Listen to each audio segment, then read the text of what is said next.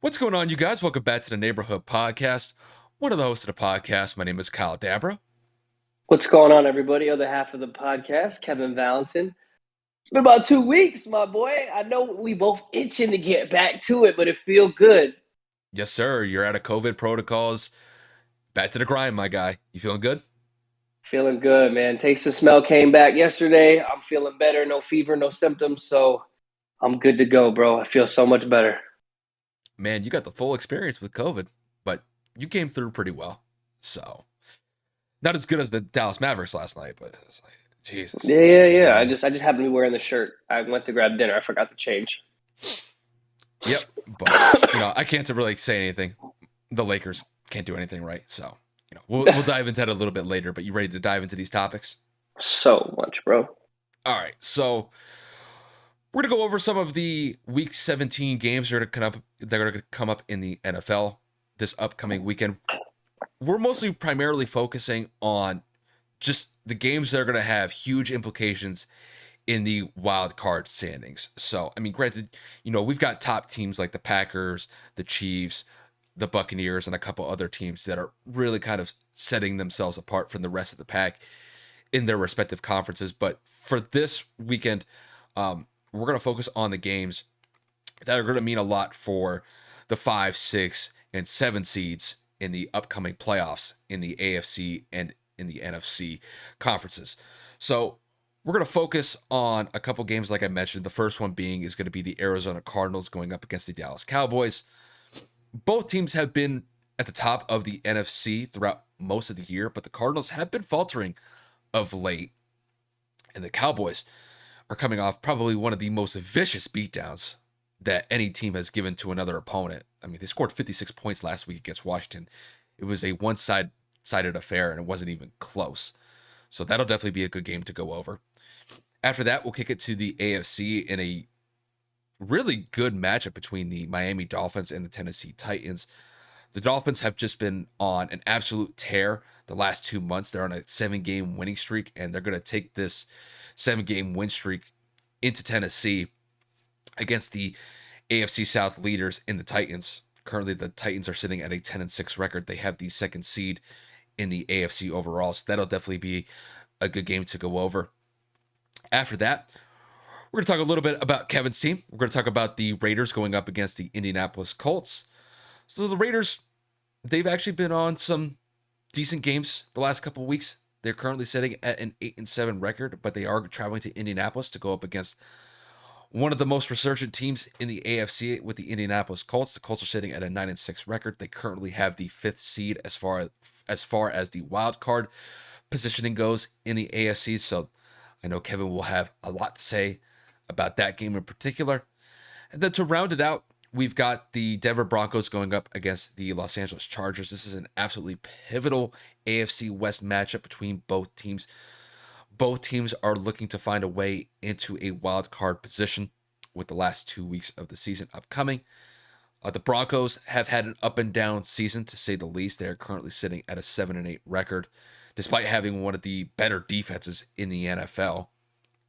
And then the Chargers, this is a game where they need to get it after they had probably one of their worst performances last week, losing to the Houston Texans, where they gave up over 40 points on the road, which was probably one of the more shocking results that we saw from last week's games. But that'll round out the NFL games that we have for the Week 17 slate. And then the one NBA topic that we'll discuss will be the Los Angeles Lakers continuing to slide. They've been losing the majority of their games the last week and a half or so. And in a game in particular, just a couple days ago, had a pretty tough loss to the Memphis Grizzlies, where LeBron James scored 37 points, knocked down 8 3-pointers in that game, but allowed Ja Morant 41 points. Cannot have that in any way, shape, or form. So we'll talk about just the struggles that the Lakers continue to face as a team moving forward, and we'll talk about just what are some ways that they can recover from just this mediocre start, to say the least. So that'll pretty much be the agenda that we have for you guys. So I know it's going to be a fun episode. I know that we haven't had an episode in the last 2 weeks. I guess part of that was, Kevin was out with COVID, and it was just honestly, it was just nice for me to just take a little bit of a break. But we are back to it, and I couldn't be happier about that. So, with that said, let's not waste any more time. Let's dive into these NFL games. The first one being the Arizona Cardinals and the Dallas Cowboys. So, like I said at the beginning, this is probably one of the bigger matchups of Week 17 with the Cardinals going up against the Cowboys. The Cardinals had a really tough loss to the Indianapolis Colts at home last week. I know Kevin's very happy about that. Uh, Arizona has really struggled the last month and a half or so. They have really struggled to find consistency on both sides of the football, and it's led to some losses the last month and a half or so. As far as the Cowboys go, and the Cowboys are positioning themselves very well in the NFC. They are currently sitting at 11-4.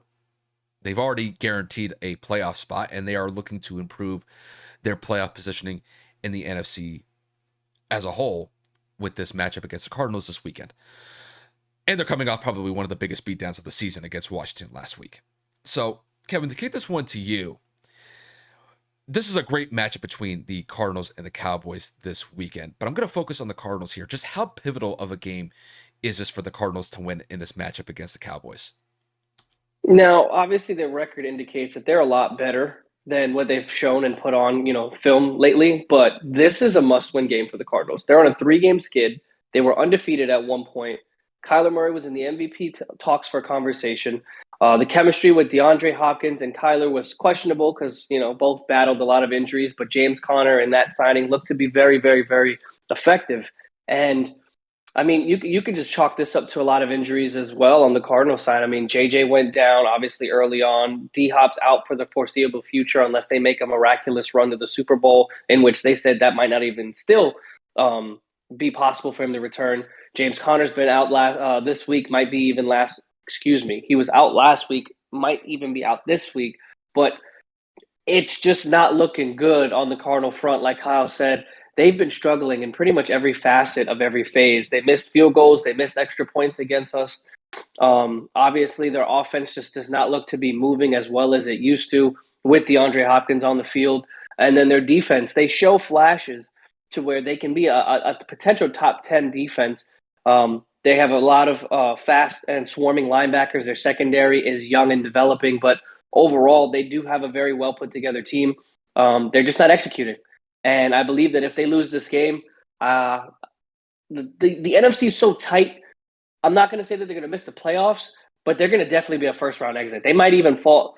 They've already fallen into a wild card seed, actually, now that they've lost 3 in a row, and the Rams won last week. So I'm just going to say, they might fall down to the final seed of the wild card, and they might end up getting completely exposed and eliminated within the first round. And it doesn't look good at all. Kyler looks off. The offensive line looks like they're not able to block for him consistently, and I don't know if Cliff Kingsbury is able to outcoach a lot of these other coaches that are scheming to kind of contain Kyler. So it sucks that everything kind of falters on the shoulders of that man with his mobility and that arm, but I think that they've been getting exposed the last couple of weeks, and it's showing. Yeah, it's really kind of surprising that you're looking at the Cardinals. I mean, Kevin, throughout most of the year, they were our number one team as far as our power rankings went through pretty much the month of November. I mean, there was a large stretch where they were undefeated, but this month of December has just been absolutely awful for this team. I mean, just looking at the last couple weeks for this team, they've lost 3 straight games, and probably the biggest loss, surprisingly, was to the Detroit Lions, who Oof. is probably one of the worst teams in the NFL, and they got smacked by Detroit. I remember Arizona lost that game 30-12. Now, granted, the loss that they had last week against the Colts, it was more competitive.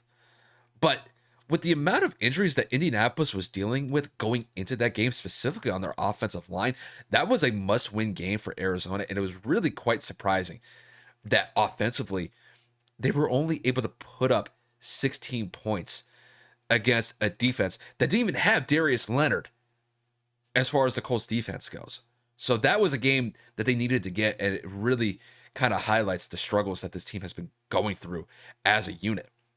It's like you said, Kyler Murray has been off. He's been very turnover prone the last couple weeks. And defensively, it's definitely showing just because this team is not as potent defensively as it was earlier in the year, and they have been giving up points consistently in this losing streak. They gave up 30 points to the Rams in the second week of December. Then they gave up 30 to Detroit. And granted, they were able to hold Indianapolis to 22 points last week, but when your offense is only scoring 15, 16 points against Indianapolis, it's not going to be enough.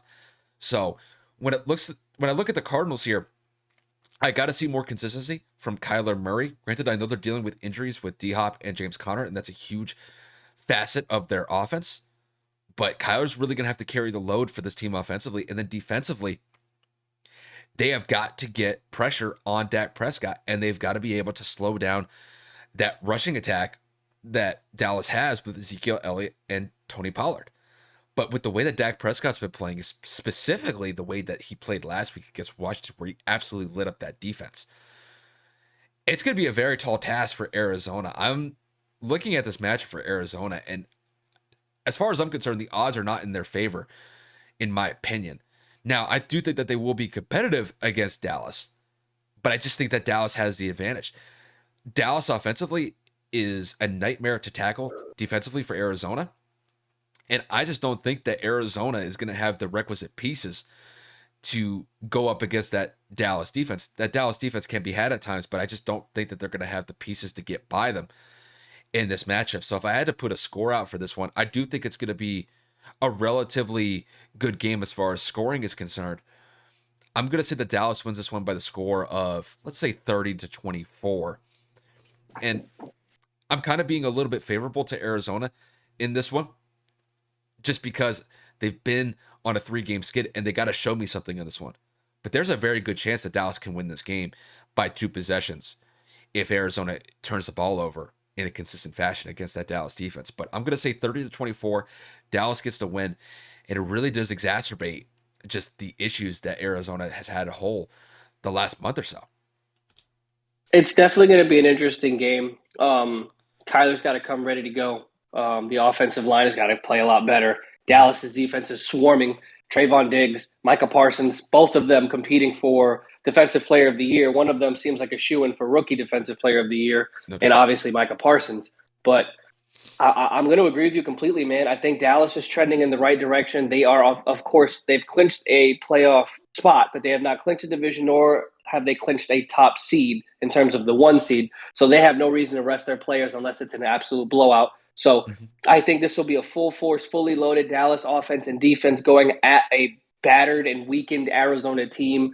And let's not forget, man, like I had mentioned against the Colts, they had missed 2 field goals and an extra point. So Matt Prater, the Fort Myers legend, looks to be having a late game skid at the worst time. And that's going to affect whether or not Cliff Kingsbury is going to have faith in his kicker for those, field goal moments, going forward on 4th down, deciding to go for 3 or deciding to go for 6 rather than 3. So I think that his inconsistencies and his struggles are going to be a big thing in terms of making those late game calls and making those decisions. Again, I'm losing my train of thought with the word, but you know what I mean. When your kicker is having a slump at this point in the year, that changes play calling completely. Instead of 3 down territory, it almost becomes 4 down territory everywhere. Yeah, I remember you were bringing up a point about if the slide really continues for Arizona, that they could slide back into like the last seed as far as the wild card position goes. I don't really see that happening here, because even though that they have struggled the last month or so, I mean, they're sitting at 10-5, and then the next closest team as far as like the wild card spots go is San Francisco at 8-7, and the Eagles at 8-7. True. So I mean, the Cardinals would have to lose out for the rest, for this week and then next week, and then the Eagles and the 49ers would have to win both of their games. Now, if that were to happen, that would be absolutely wild. But they're not missing. Possible. It's possible. Possible, yes. I just don't see the Cardinals losing both games to end the year. If it happens, Cliff Kingsbury got a job? Yeah, because he still made the playoffs. No, I mean, if they lose out, and they lose out in terms of they don't get in, because San Francisco beat Arizona twice, so San Fran would get that spot. Well, I mean, they still wouldn't make the playoffs. I mean, if they didn't make the playoffs, I think it would be a little bit different. I still think that's what I'm saying. If they don't, make the playoffs. You think Cliff has a job to end the year on a 5-game losing streak? Well, they already clinched a wild card spot. Did they? Yeah, they already clinched a Oh, I wild didn't know card that. spot. Okay. I did not know Yeah, that. So then I retract what I said. yeah. I mean, the Rams, the Clinched. Rams. I'm looking at the rest of their. I'm looking at these divisions right now. So the Rams are probably going to win the division. If the Cardinals lose this weekend, the Rams got it. Yeah. So as far as I'm concerned, the way that I see it, it's going to be the Cardinals, the Eagles, and probably the 49ers that are going to be the wild card spots, unless somebody like the Vikings or the Falcons would get in. I think it's highly unlikely at this point. But no, I mean, the Cardinals are in the playoffs. I think if they drop down to the last seed, as far as the wild card spots goes, then it gets a little bit dicey. And then I could definitely see a first round exit if that were the case. But yeah, I mean, Cliff Kingsbury is still going to have a job. Now, it would be very disappointing if they had a first round exit. There's no doubt about it, especially with the way that the team started for the first 2.5 months of the season. Yeah, they were 7-0 or 8-0. But, injuries can definitely derail it, bro. I mean, DeAndre Hopkins and James 100%. Conner, I mean, they're huge pieces for that team offensively. And, granted, I mean, Kyler was at the top of the MVP discussion throughout most of the year, but the injuries on that side of the ball hurt them. I mean, he was out for a couple of weeks with that ankle injury. Yeah, so, it's really just kind of injuries. Injuries really kind of derailed the Cardinals and really the last third of the season. But as far as I'm concerned, they're still a good football team. It's just the injuries have really kind of hurt them.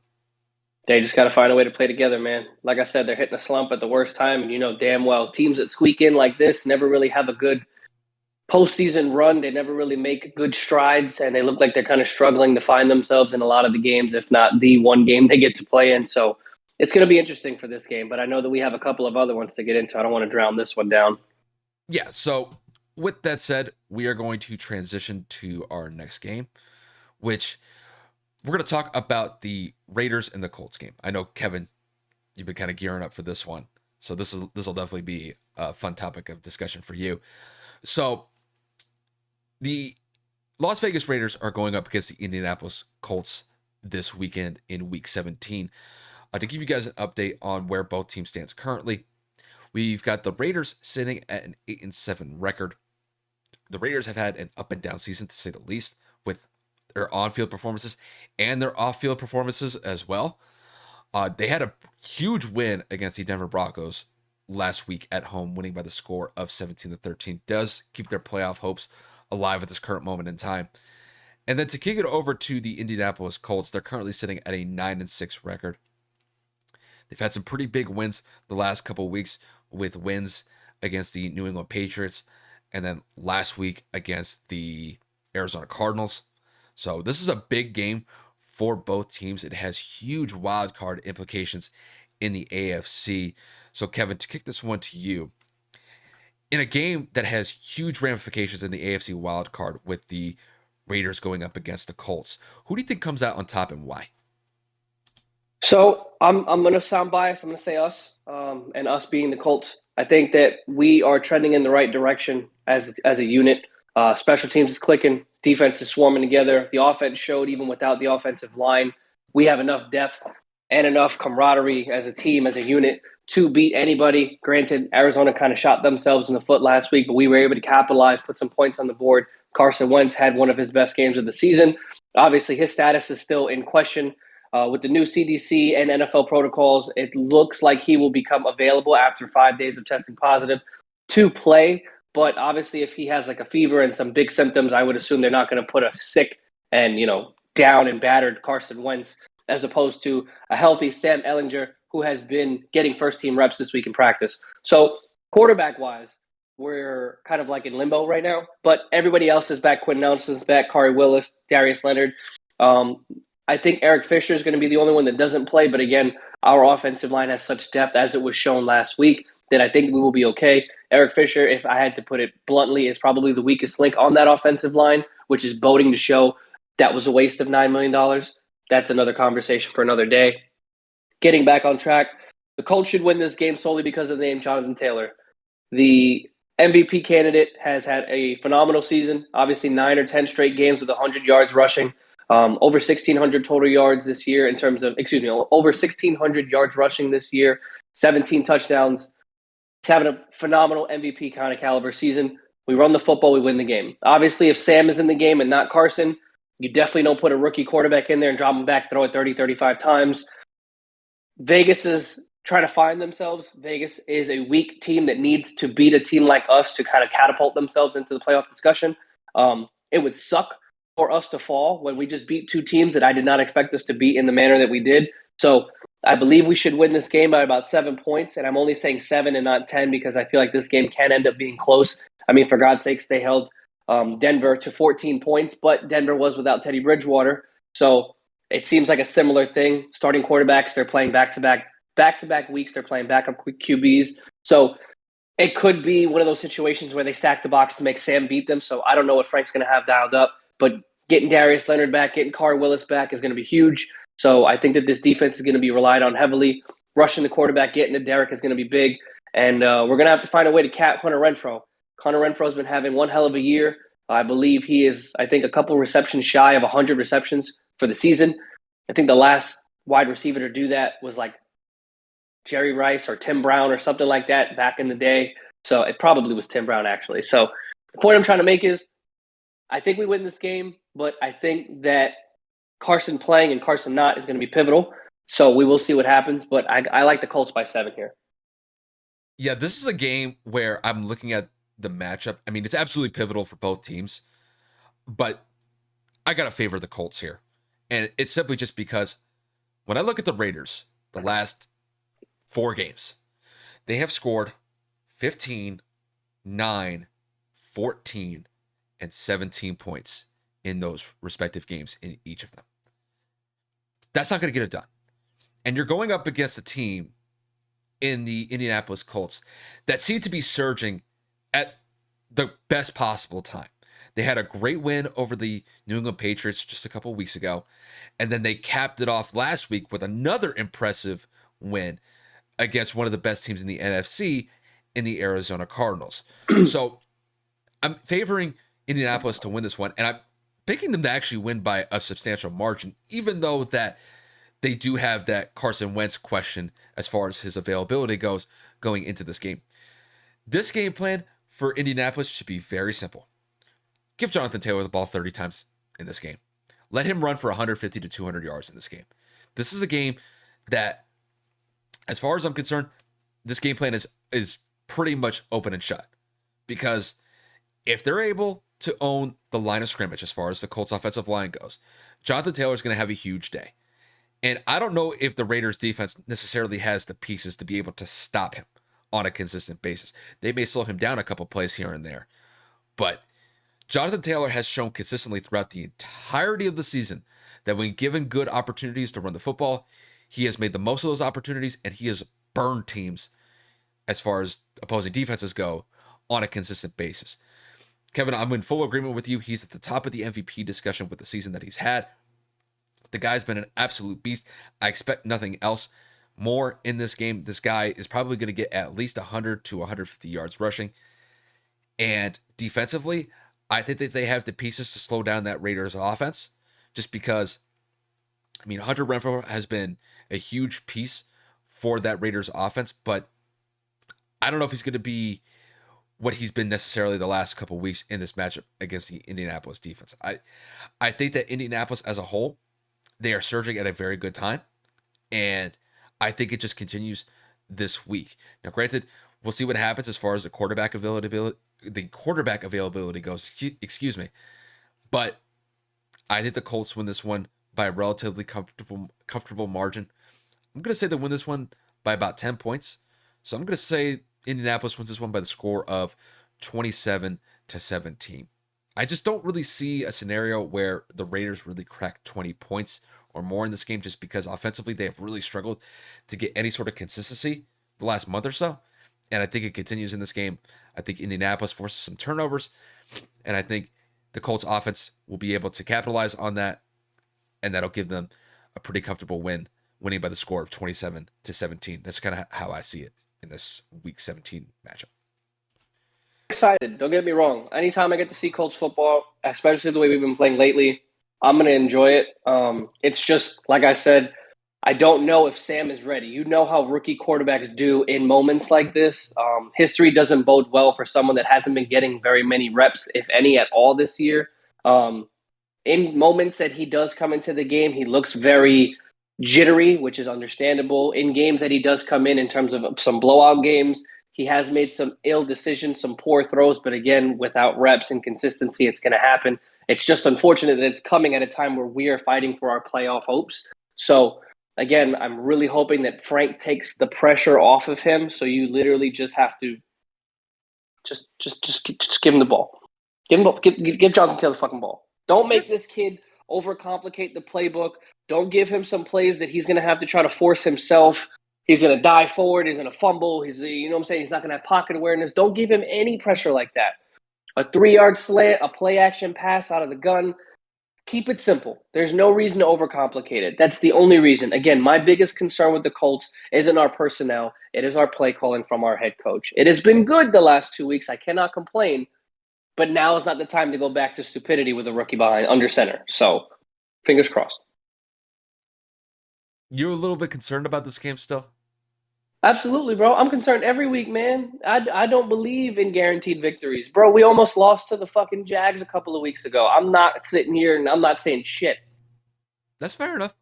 I think you guys do win this game. I got to ask you this, just a side question. Where do you think Jonathan Taylor is in the MVP discussion? I think that he's right behind Tom and Aaron. I think he's like tied for second, honestly, just because Aaron's having another MVP caliber year. Tom's really struggled in New Orleans. I think he took a step back because he played so poorly. So I think Jonathan might be second, but Aaron Rodgers is on a whole nother tear, doing it basically with 9 toes. So got to give that man a whole lot of credit. Because I think Rodgers gets it again. Yeah, I think he's going to get it again too. I mean, the guy only has. the guy still has single-digit interceptions, and I don't even think he has I think he only has 5. He might have 5 or 6. It's not even that much. I mean, he's been absolutely lighting it up. So I do think that Jonathan Taylor, the way that he's played this year, has been nothing short of phenomenal. But I don't think it's gonna be enough for him to get that MVP, because if Derrick Henry didn't get it rushing for damn near 2,000 yards last season, I don't see Jonathan Taylor getting it. Unfortunately for him, but he's had a phenomenal year. That's not to discredit him in any way, shape, or form, but it's like if Derrick Henry didn't get it last year, damn near getting, what was it? He rushed for over 2,000 yards, correct? Derrick, yeah, he had 2,000. Yeah. Aaron Rodgers has 4 picks this year. 4. It's absolutely crazy. Absolutely crazy. But, it's going to be fun to watch. I think Jonathan Taylor's going to have a good game against Vegas. It's just whether or not that Frank decides to give him the ball. It's really kind of dependent on that. But with that said, we are going to transition into our third game, which is going to be the Miami Dolphins going up against the Tennessee Titans. Now, this is a game that is absolutely pivotal for the Miami Dolphins. They've been on a huge winning streak the last 2 months, winning 7 games in a row. And they have found themselves in a spot where they are potentially vying for a wild card spot in the AFC. They're currently sitting at an 8-7 record, but they're definitely looking to improve it to get to possibly 9-7. And then they kick it over to Tennessee. Tennessee is currently sitting at, I believe, a 10-6 record. Excuse me. I'm pretty sure. And no, 10-5, because we're going into the next game. My bad. So, with that said, the Titans are looking at a very good chance to improve their record to 11 wins. Currently, I believe, if I remember this correctly, they have the 2nd seed in the AFC at this current moment in time, and they're looking to maintain that moving forward against the Miami Dolphins this weekend. So, Kevin, to kick this one to you, in a pivotal game for both teams with the Miami Dolphins and the Tennessee Titans, who do you think comes out on top and why? This is a tough one. I mean, first of all, shout out to my brother. He called it. A turnaround was bound to happen. He said he had faith in this defense. My brother, Ethan, obviously has had faith in his team since the start of the year. He said that they were one of the better teams in the league when the season started. It just, Tua had to get healthy. Tua had to get comfortable. The defense had to play like they did the year before. And all of these things are turning around. Tua's playing at a better caliber level. The offensive line and the run game are probably the weakest links of this team, but the defense has been phenomenal. Now, on the Tennessee side, you got A.J. Brown coming back and having probably his best game of the year and torching. Who did Tennessee even play last week? It didn't even matter. It was so 49ers. bad. Oh, my God. Like, A.J. Brown was just a man on a mission, a man amongst children. And there was no stopping him. Granted, the game ended up becoming a lot closer towards the end to where I believe, Tennessee wins at the end of regulation. But overall, no, it went to overtime. No, it didn't. Right? No, it didn't. Tennessee and 49ers didn't go to overtime last week? No. Could have swore I went to OT. But anyway, Tennessee pulls off the win, which is pivotal. But again, 17 points against a suspect San Francisco defense. 20. They scored 20. They scored 20. The Dolphins defense has been doing everything in their power to be a stingy, pass rush heavy, and dominant defense. Xavier Howard, Byron Jones, and their rookie from Miami, Jordan Phillips, have been playing great football. Tua Tagovailoa has not been turning the ball over. They've been doing everything on their power to move the ball, move the chains, take time of possession away from other teams. And that's how you win football games. I don't have faith in Tennessee's defense. I'm not saying that Tua's going to light them up for no 300 yards, but I think that Tua has a breakout game, and I'm going to take Miami by 3 points. I think your bias is showing in this one, my guy. It might be. It really might be, but there's no Derrick Henry there, man.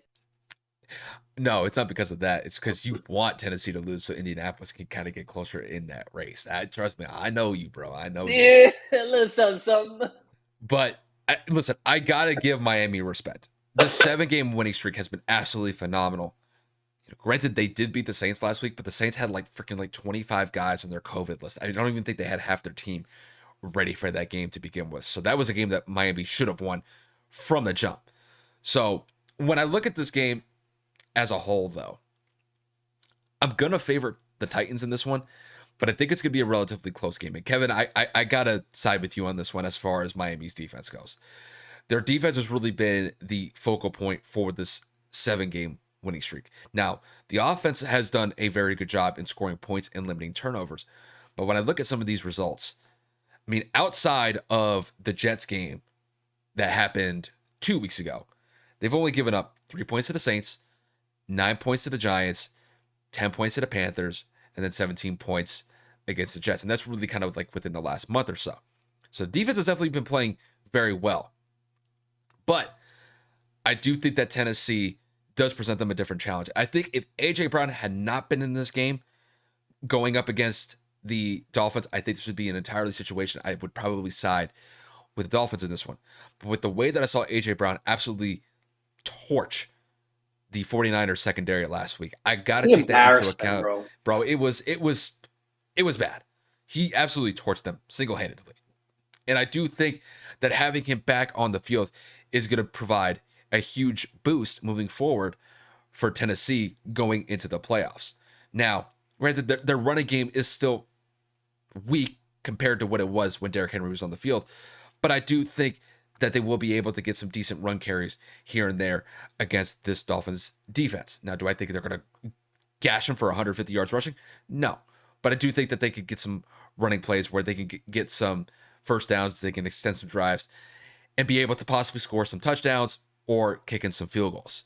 Now, as far as the prediction goes, as far as the score goes, I do think the Titans win this one in a close one. Just with the way that both teams have been playing, I don't think it's going to be a really high-scoring game. I will give the Dolphins credit. I do think that they're going to be able to hold Tennessee to a relatively low point total, but I think the Titans win this one in a close one. I think it's going to be 20-17. I think this is going to be a game that's going to be really close. 20 what? 20-17.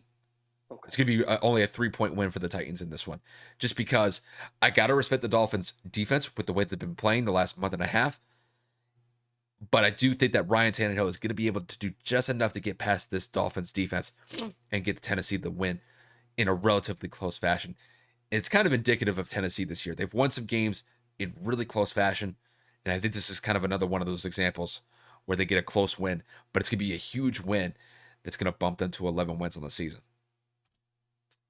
I'm definitely curious just to see if Miami's defense can hold on, man. We looked it over before, and the opponents that they beat at the beginning of the win streak, or should I say throughout the win streak, haven't been really anybody spectacular offensively. So for them to go out there and face a very good, a very potent and offensively driven team that is the Tennessee Titans, it's going to be the biggest test for them this season, at least up to this point. So definitely excited to see this game for a multitude of reasons. As Kyle stated, I'm a little biased. I need Tennessee to lose. I would like to see my brother's team continue this win streak. If we haven't already said it, they are the first team in NFL history to lose 7 straight and then win 7 straight. So that's history in and of itself. And I think that the exciting part about this is Tua is changing the narrative about himself as the season progresses as him not being the guy, potentially being packaged for Deshaun Watson and all of these rumors. And now he's out there doing what he needs to do, leading Miami to a potential playoff berth with a battered, bruised, and horribly managed offensive line, and then basically no running back. I mean, Kyle and I joked about this literally right before we hit the record button. They signed Duke Johnson right off the damn corner, and he was their best running attack all season. Out of all the running backs Miami's had on their roster all year, they signed Duke Johnson. He has the best game of the year for them. So I'm just saying, I think that the energy around that Brian Flores has created, the culture that is there, they turned it around, the excitement. I really am hoping that Miami can pull it off. But if Tennessee won, it wouldn't be a surprise for me. Well, it just kind of goes to show that, Tennessee, even though that they have been weakened by Derrick Henry's absence, they're finding ways to win these games. And that's huge, especially for a team that's honestly lost their biggest playmaker across the board. And they basically played the whole season without Julio. The kid's played like less than 10 games almost, I think. I know. Don't be disrespectful. Don't call him a kid. Guy's grown-ass man. I'm just saying. They traded for him, and they gave him everything he asked for, and he can't even stay on the field. Yeah, but I mean, Julio's been in and out of the lineup with injuries for really like what? Last 2-3 years? Yes, I mean, it's kind of been interesting to kind of see him take a backseat as far as the injuries goes. But the guy is still a huge playmaker when he's on the field. You always have to respect. Is he playing? I have no idea. I didn't check the injury report, but I will be honest, just to be 100% transparent. I did pick Tennessee just so I can kind of get at you a little bit about the whole Colts thing. Just That's because fine. It's just one of those things. It's like somehow, some way that the Titans are just going to hold that little bit of an advantage over Indianapolis, even though the Indianapolis kind of blew it in the second matchup against the Titans earlier in the year. But that's neither here nor there. So Julio's on the COVID list as of the 27th. I don't know if he actually tested positive. I don't know if it was close contact or anything like that. But with the new rules, who knows what happens? But he tested positive. So. Oh no, the dreaded COVID. No, I'm saying his availability for the game is in question. Yeah, I know. So I mean, we'll see. But still, I think it's going to be a very good game. It's going to be a competitive game. I think it's going to be a very big defensive game. So possessions are going to be key. And I think really kind of it's one of those things where both teams offensively have to limit their turnovers, because one turnover can really, in my mind, change the entire complexion of the game. So Agreed. Definitely going to have to keep an eye on that one. That'll definitely be a good matchup in Week 17. So with that said, we're going to transition into our last matchup of discussion for Week 17, and that is going to be the Denver Broncos going up against the Los Angeles Chargers. So to kind of dive into this game, I don't know what just happened. Like my ears just started ringing. I had that little bit of tinnitus thing kind of pop up out of nowhere. I hate when that randomly happens. You're like, yeah. I started talking, then I hear like this ringing in my ear, and it was just like, oh, that threw me off for a second. Somebody talking shit behind your back. That's what that means. I guess that means that somebody was paying attention to like when I was talking shit about the Titans just like 30 seconds ago. But oh well. It happened. But to kind of dive into this matchup between the Broncos and the Los Angeles Chargers, this is a game where this is a must-win game for both teams. There's no other way of saying it. Denver is currently sitting at a 7-8 record. They have to win this one to stay at pace for some sort of chance to get into the last spot of the AFC Wild Card spots. And then the Chargers are sitting at 8-7, and they're coming off probably one of the most disgraceful performances that they've had the entire season, losing to the Houston Texans on the road and giving up 41 points in the process. It was an absolute ass whooping by Houston. Give Houston credit. They came to play that day. Oh, yeah.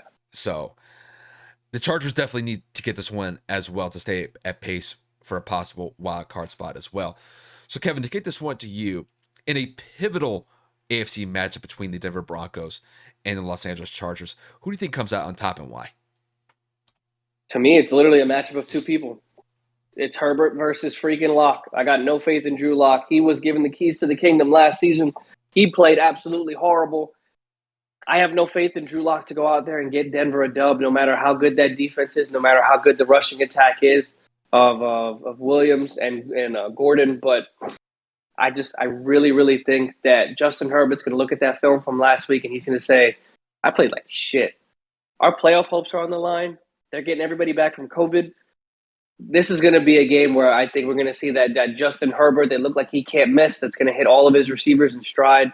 I think LA wins this game by maybe 10, 14 points. It's going to be a complete turnaround. Again, I'm not disrespecting Denver's defense to slow him down. I just don't have enough faith for the offense to keep that defense off the field too long. Because if that defense is consistently on it, they're only going to be able to stop Justin for just enough time before they get into a rhythm and they get tired. Yeah, this is a game where it's a must-win for both teams, but I got to pick the Chargers in this one. This is a must-win game for them, and I think this is going to be kind of like one of their biggest bounce-back games of the year, because the way that I see it, they got disrespected last week by Houston, and I just thought that performance last week by them, it was just disgraceful. There's no other way to say it. The Chargers were clearly the better team against Houston last week, and they dropped the ball. No other way about it. But this is a game, when I look at just the matchup on paper, it's a Chargers. It's a Chargers by a mile as far as I'm concerned. Just because Justin Herbert is clearly the better quarterback in this matchup over Drew Lock. I'm with you 100%. I don't really have a lot of faith in Drew Lock. And in a game that they needed to win last week on the road against the Raiders, they came up short. I believe, if my memory serves me correctly, the Broncos scored 13 points, but their defense only gave up 17. You would think that if Denver's defense held the Raiders to 17 points of offense, that would be enough to get them by. No.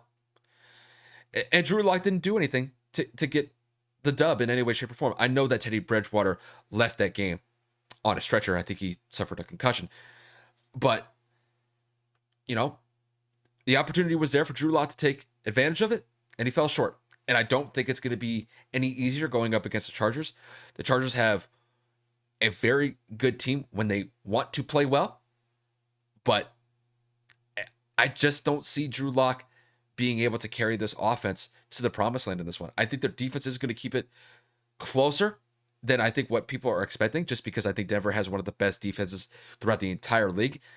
And I do think that their defense is not getting enough credit as they deserve, because as far as points go, they don't really give up a lot of points. They're like one of the top defenses in the AFC as far as points allowed goes. But the Chargers have too much firepower to contend with.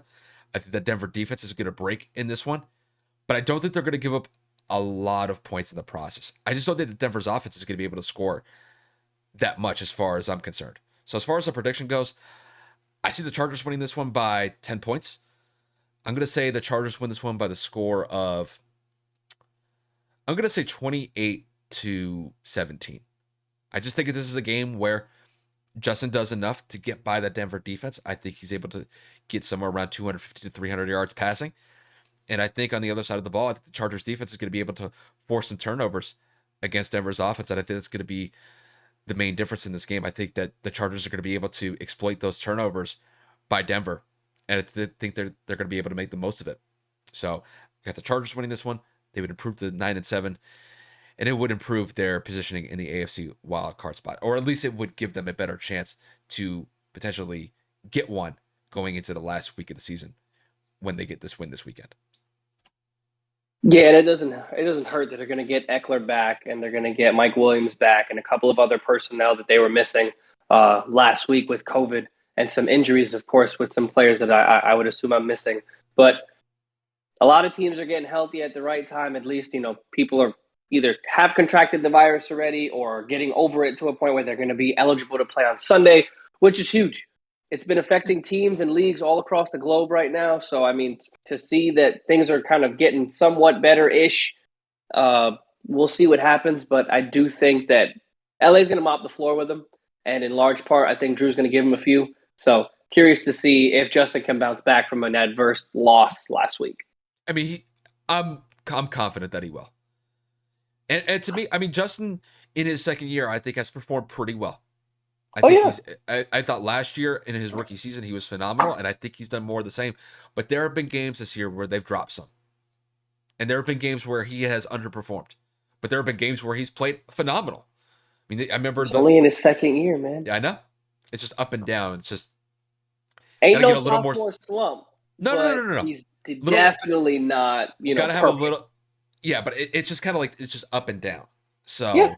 The only thing moving forward is just a little bit more stability, but that'll come with time. I'm not worried about that. The kid is still young, but he's been a phenomenal quarterback in his first 2 seasons. I got to give him credit for that. But I expect the Chargers to have a bounce back game against Denver. But that'll wrap it up with our Week 17 matchups. I hope you guys enjoyed it. I just hope that our picks are somewhat close to what will take place, because God only knows that our picks have been absolutely dog shit this year on a consistent basis. So we'll kind of see how it goes, but it should definitely be a fun weekend as far as Week 17 goes in the NFL. And there are some other really good matchups. I believe the Chiefs are playing the Bengals this weekend, so I know we didn't get a chance to talk about that one, but that'll definitely be a great game to watch. We just wanted to more focus on the NFC and the AFC Wild Card teams that are going to be pivotal moving forward towards the last week of the season. There's some really big games that are going to have huge effects for those wild card spots in each conference, and that's why we focused on those games in particular. But with that said, we will transition into our last segment. Kevin, do you want to take this one, since we talk about my team here for a little bit? So the LA Lakers have been, what's the word I'm looking for, bad the last couple of weeks or so. And to no fault of LeBron James, I will be the first to admit I cannot put this on him. I cannot say that their poor performance has been his ineptitude to get it together, to stay healthy, whatever. LBJ's been on a tear, right? But the team as a whole has underperformed significantly this season, whether it's the poor performance and game management of Russell Westbrook, the team's inability to play defense, the rotations that Frank Vogel continues to throw out there, knowing that it's not working. I mean, there's a number of things that could be wrong in terms of an outside looking in or a fan admiring from a distance. But to just put it bluntly, the Lakers are just playing like crap. And I mean, Kyle, my question to you is, what the hell's going on? Can they find a way to turn it around? And just because they're the 8th seed, that doesn't necessarily mean that they're playing at a playoff caliber level. Because God forbid, if the season were to end right now, they're a first-round exit by a mile. It's really a combination of the fact that they're old and they can't play defense. Because when I look at these results in the last 3 weeks or so, granted they've lost a majority of those games in that stretch.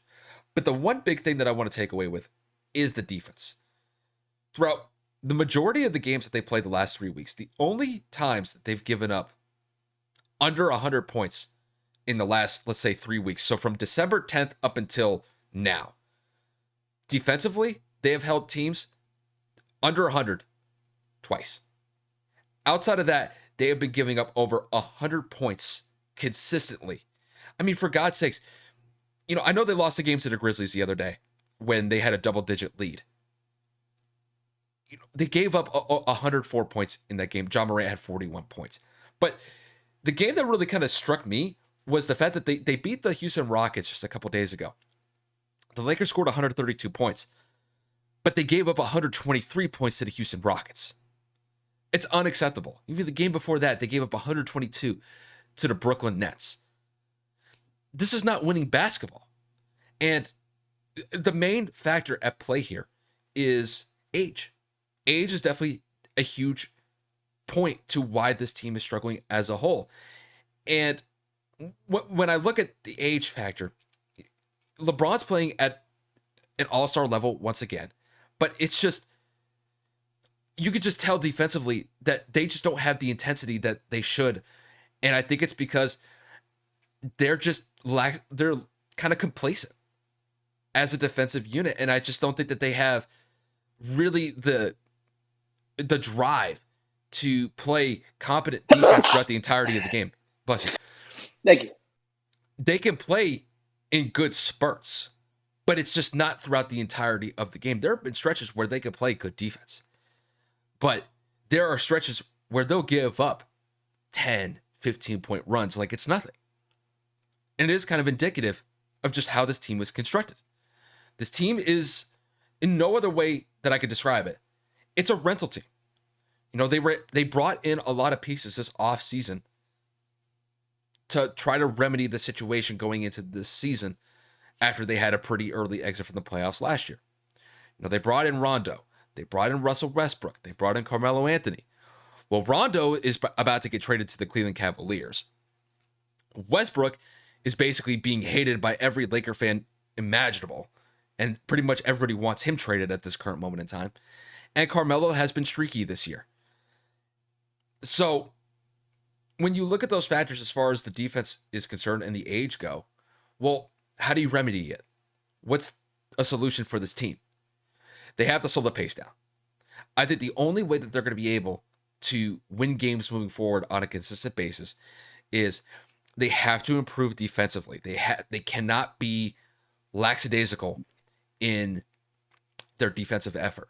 So this is a situation where they're going to have to hold teams consistently under 100 points. And then on the offensive side of the ball, they can score, but they've got to just knock down good shots. They've got to knock down good shots on a consistent basis because they've had open shots that they just can't knock down, and they have to be more efficient from the field. Now, Russell Westbrook has really kind of been the one focal point for inefficiency as far as the shooting is going. But, I mean, across the board, this team just needs to be more consistent as far as just knocking down good mid-range shots. And then if the three-point shots are there for the taking, knock them down. But I think the biggest remedy for this team is they've got to play better defensively. If they could start there, I think it'll bode well for them moving forward. And then once AD does come back, I know he's going to be out for the next couple of weeks, I think that will help them defensively. But, I mean, the current state of the Lakers is that they're just a subpar team. There's no other way to say it. I don't really see it improving anytime soon as far as like the next week or two is concerned. But, I mean, this team has got to start to they got to get it together by the All-Star break. So I figured that'll be a good time to really kind of get a really good status as far as this team is moving forward. But Kevin, I'm with you 100%.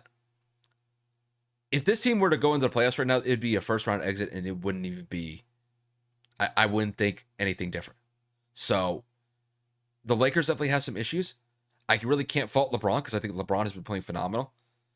But this team is old. They play like it. And the results show for themselves.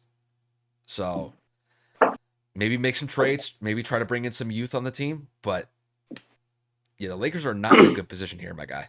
They're just not. It comes down to player performance. I'm not going to lie to you. Russell Westbrook, for a long time, has been known to be a triple-double machine. Russell Westbrook has been known to be a once-in-a-generational player who can go out there and score, who can carry a team with dog shit players to the playoffs, who can rebound, who can pass better than anybody that has since Magic Johnson. But he has the issue of turning the ball over. He has the issue of a terrible shot selection. He has a terrible feel for managing a game. For God's sakes, I saw something on House of Highlights where he's bringing the ball down on a fast break. He pulls up and the ball hits the top of the backboard. Like, I saw another play in that same game or in the Houston game the other day where he goes on a fast break doing his Russell Westbrook thing, blowing by everybody still, which is incredible at the age that he is in his 30s. He misses a layup with two hands on the rim. For that, you dunk it. And it's things like that where you just look at him and you say, what the fuck are you doing? Next player, Anthony Davis, when he is healthy, he's playing soft as shit. He got bullied by Karl Anthony Towns when they played Minnesota a week and a half ago. And I mean bullied to where Cat was looking like an AD of 2-3 years ago, which is crazy. And AD's defensive presence, although he's averaging over 2 blocks a game, he's not that dominating presence that he was when they were in the bubble, when they were playing at that championship caliber level. And it's just weird. Russell is selling. Isn't healthy, and he's not doing the dominating part of what he needs to do. The supporting cast, as Kyle stated multiple times, is old. And I think Frank Vogel's a big part of that, because you have to see that the players you're putting in the rotation that you have aren't working. And Kyle mentioned this right before we started recording again. He said, play Malik Monk. It shows when Malik Monk plays, they do very well. And Malik Monk does very well. He's young. He might not be able to shoot and score consistently, but it's a spark that might be doing something for this team, because you can't keep relying on all of these older seasoned players to carry you through, especially on the defensive side of the ball. Are you kidding me? That's not going to fly. It's not going to fly in June. That's not going to fly in May. As sure as shit, is it going to fly right now? I think that this Lakers team could potentially, like LeBron tends to do at this point in the year, may get turned around, may get flipped inside out. Maybe a big trade will happen. I have no idea, but I don't see LeBron James settling and dealing with this shit in LA for the remainder of the season. And if it does end up happening, I think he's going to find a way to get out. This team is so frustrating, bro. And I think it kind of goes to the idea of, with the acquisitions that they had this offseason, I think Rob Pelinka went in with the idea of trying to capture lightning in a bottle again with the guys that they brought back. When they brought back Rajon Rondo, Dwight Howard. And, I know they brought in some other pieces. They brought in Carmelo. They brought in Westbrook.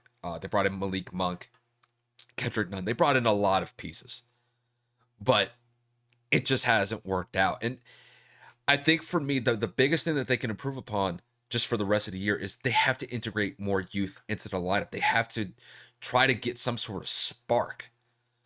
I think they either go with that or they stick with the old lineup that they have, but they have to play at a slower pace. They almost kind of have to play kind of similar to what Cleveland did in LeBron's last year before he went to LA, where they slowed the pace of the game down against Golden State in the finals. But sometimes it's just not enough. Even though they got swept in that series against the Warriors in 2018, if they slow the pace of the game down, maybe you have a shot, and maybe just kind of save those legs as far as like LeBron goes, as far as Carmelo goes, like Dwight Howard. Some of those older pieces, they could play, 30, 35 minutes, but dude, you'll be feeling it the next day just because that pace is going to get to those older bodies a lot quicker than somebody like Kendrick Nunn, Talen Horton-Tucker, and Malik Monk. I mean, those guys are a lot younger, and they can handle those bigger minute times better than LeBron, Anthony Davis, Russell Westbrook, and Carmelo Anthony can. Fucking Kent Bazemore and all these old ass people. Yeah, so I when I look at the season as a whole, though, I don't really blame the coaching staff in this one. I think this is kind of more of a situation when I'm looking at Rob Pelinka and just the players that he brought in. I think there's just too much old on this team. There's no other way I could say it. It's just there's too much old. There's too much old. Like there's just no other way I could say it. But you kind of understand what I'm saying, though. It's just that this roster, I think they were trying to recapture some of that energy that they had from the championship season when they won that NBA Finals in the bubble. But it just hasn't worked out this year. So I think they're going to be very busy during the trade deadline, or at least they're going to try to be, because I think they're going to try to move Russell. If they could try to get somebody, if they could try to move him, if some team is stupid enough to trade for him, Benjamin Simmons is going to be a Los Angeles Laker. Like, okay, you got a guy who can't shoot, but he can't play good defense. That would improve their defensive aspect. I would kind of respect that. But Ben hasn't played this season. So what's his status going to be if he were to get traded? I don't really know at this point. But it's just watching this team hurts, man. Because you're so bad. We're like 13th, okay? We're 12th, whatever the hell the Mavs are. So don't get me started on that bullshit. I mean, really, the difference between the Lakers and the Mavs is not that much of a difference. You guys are 16 and 18. I think the Lakers are sitting at like, oh God, what's their record? They're sitting at like the 7th or 8th seed right now. Let's just look at the. You guys are 17th and 19th. Yeah, like we're doing so much better. We're doing so much You're the better. one that said that you guys were fucking so bad. I'm sitting here talking about my damn Mavericks and I'm throwing up in my mouth. Well, I mean, Isaiah Thomas was in for 10 days. Now he's with you guys. So And now he's in protocol. yeah, How there good you that's go. going to fucking do. Yeah, but yeah, with the Lakers, I mean, we'll kind of see what happens around the trade deadline. We'll see what happens around then, and then we'll see what happens around the All-Star break, because that'll kind of be a good check on to see where this team stands at that point in the season. And then maybe they can turn it on for the rest of the season after that point. But at this point, I'm kind of skeptical. And Hey, kind man, of skeptical. all LeBron James teams are active on the trade deadline, okay? But So that to me is going to be something of his legacy, is that a lot of the teams that he was on, I'll be honest with you, they were rentals. This wasn't a team, like outside of his first stint with the Cavaliers, there wasn't a team that he, grew up with. Outside of that first run in Cleveland, everywhere he's gone, they've assembled the team around him. Now, that happens with superstars no matter if they stay with one respective team or they bounce around, but it's just wherever he goes, it's like there's like this mad dash to get a bunch of good role players around him and then just try to make the most out of it.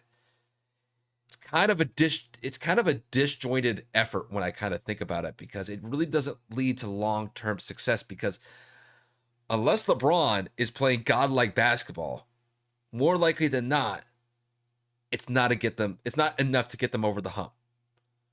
So, I mean, It could get them into the finals just because LeBron's that good. It's just kind of a discombobulated effort. And sometimes it works out, sometimes it doesn't.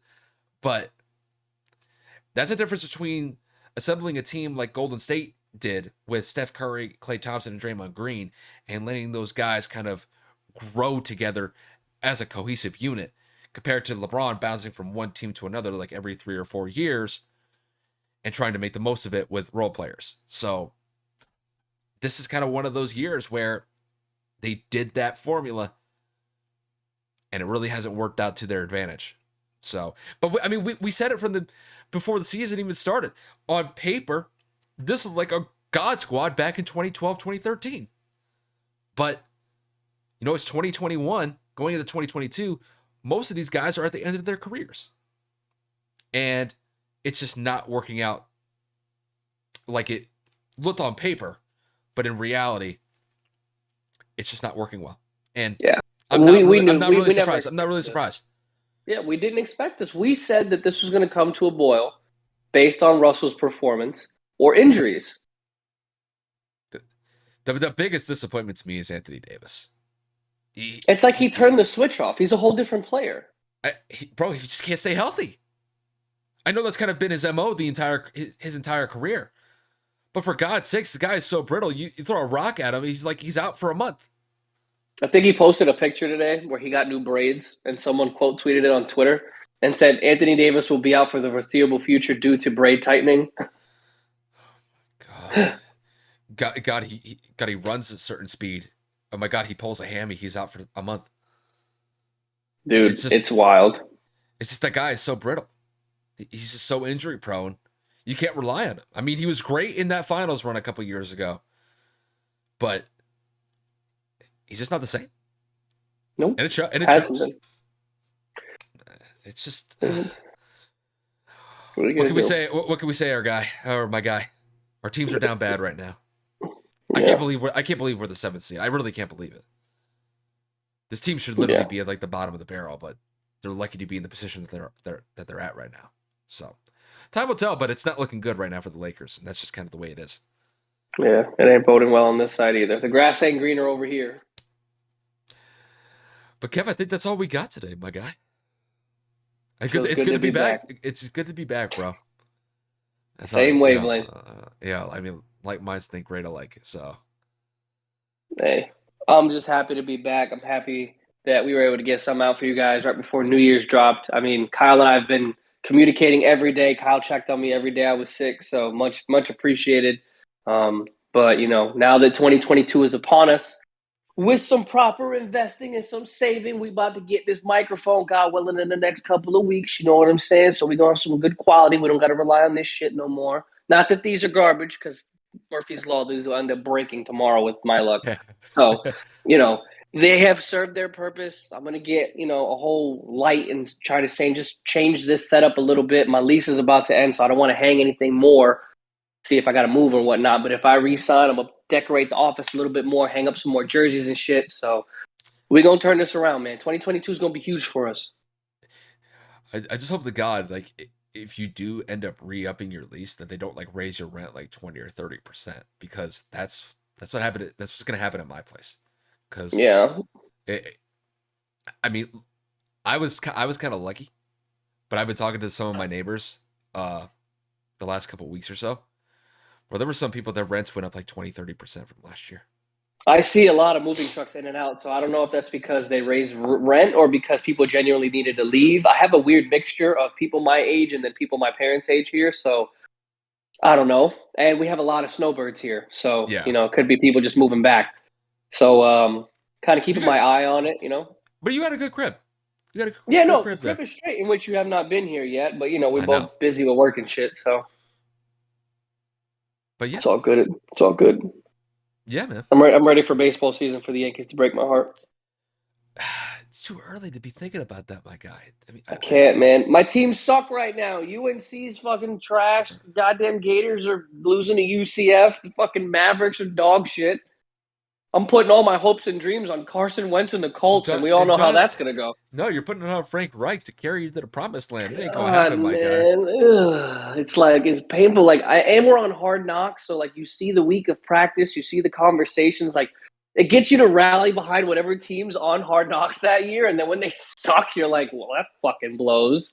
But it being our locker room and our team is kind of cool, and to see the camaraderie and the excitement that everybody has on the show, and to then see us put it out on the field, it's pretty dope. So it gets me excited. Can we make a Super Bowl run? Can we be the Giants of 2007? I think so. Can we crack into the playoffs and beat the Chiefs at Arrowhead? I think so. What do you think about the whole Hard Knocks thing throughout the season? I think it's dope. I really like it. It's a good change of perspective. Tired of preseason bullshit, people on the sideline, all this practice, people resting and shit. Bro, mid-season is go time. I'm never going to get it with the Patriots. That shit is not happening when Bill Belichick is there. It is never going to happen. Yeah, no. You're better off waiting for your kids to see it. Yeah. But, to be honest with you, if a team wants to do it, that's on them.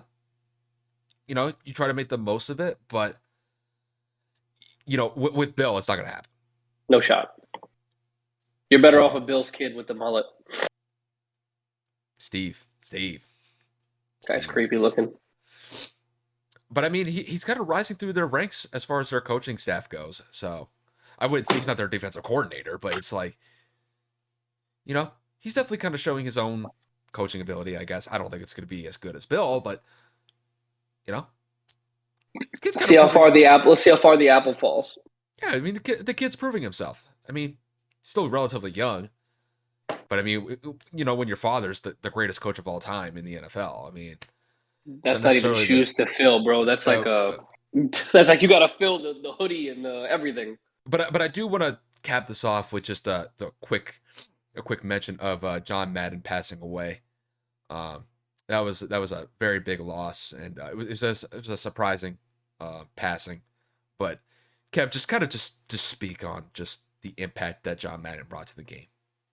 I mean, he's a legend, man. He's one of the most iconic figures in the NFL, both as a coach, as a commentator, as an advocate for the league. Hall of Famer, through in. True. I say through and through. Yeah, through. That's the one I was looking for. I was saying through in, throughout, through and through. The man's knowledge was incomparable, and it was just amazing. I mean, we were young when he was finishing up in the booth, but hearing highlights and hearing things of how he used to call games, you hear that voice with the video game, and it's legendary. It's like I get goosebumps remembering playing Madden in 2001 and 2 and like hearing him play call and then watching him on TV. Like, good God, he was so impactful for this league that the fact that he passed is almost like, holy shit. Like, these iconic legends and figures in sports are getting towards that end. They're getting towards that road. And it's like the foundation that they built back in the day is why our league is so good today. And it's just, without John Madden, who knows where the league would be, bro? Well, it's like you said. I mean, he was a great coach back in the 70s when he was coaching those Raider teams to Super Bowls. And not only that, he was able to effectively transition from that coaching role in his time in the NFL to being just a huge presence as far as broadcasting goes for the NFL in the games that he was commentating. It just the level of expertise that he brought to those broadcasts, especially on the Sunday night broadcasts that I was able to see towards the end of his broadcasting career. I mean, just invaluable information for first time watchers of football games, and just the level of expertise he brought to the broadcast booth. I don't think anybody outside of maybe like Al Michaels, as far as just commentating skills goes, have been able to really kind of match that level that John Madden brought to the broadcast booth. I mean, the guy was sensational. Just the level of knowledge that he brought to first time NFL fans, or just NFL fans from the beginning of time up until now. I think people really appreciated what he was able to bring to the game, on the field coaching, and then off the field in the broadcast booth. His presence will be sorely missed. And it's just, I mean, what a life though. I mean, the guy devoted his life to football, from just the coaching that he had with the Raiders, and then up till his last broadcast, which was, I believe, Super Bowl 43, which was one of the best Super Bowls that we've seen in recent memory between the Steelers and the Cardinals, towards the 2009 season, if I remember correctly. So just an incredible football life. His presence will be sorely missed. And, but I have to give a one-time shout out, a big shout out to the legend that is John Madden, and his presence will be missed. RIP to one of the GOATs, bro. Yes, sir. But with that said, you guys, I think we'll wrap it up after that. Once again, just thank you guys for tuning in. I know we kind of took a week and a half break. I know Kevin was kind of going through his whole COVID situation, but glad that he's back. Glad that he's feeling better, and getting ready for 2022, man. So we're just gonna stay the pace. We're just gonna keep doing what we've always done. We might make some little improvements here and there, but get ready for 2022. We got a lot of stuff upcoming for you guys, and hopefully you guys enjoy it. So with that said, Kevin, I'm going to kick it to you if you got anything else to add before we wrap it up.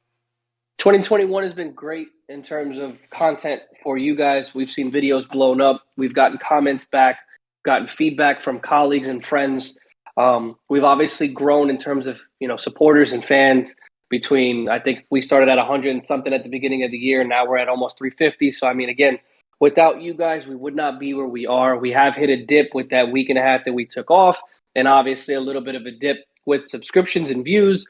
But like anything else in life, there's ups and downs. It's about how you push and battle through it. I think with me and my partner here, we're going to be able to combat that and double the numbers that we had this year, God willing.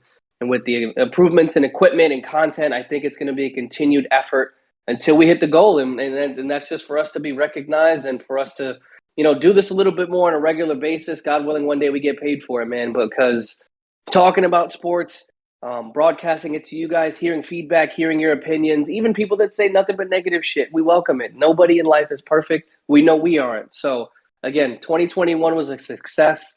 We started a dream, and we're finishing this dream. We're going to keep carrying it through, man. So without you guys, again, thank you so much. Yeah. Once again, just thank you guys for tuning in, whether you guys were listening to us on the audio platforms or watching us on YouTube. Definitely appreciate it. We will be back to start the week off next week with another episode. Just be like we always do, as far as, our typical NFL recaps go. We'll recap some of the games from week 17.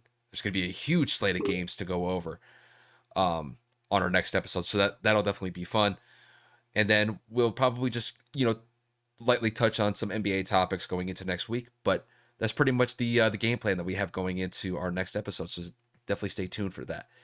But once again, just thank you guys for tuning in for the episode, and we'll see you guys next week.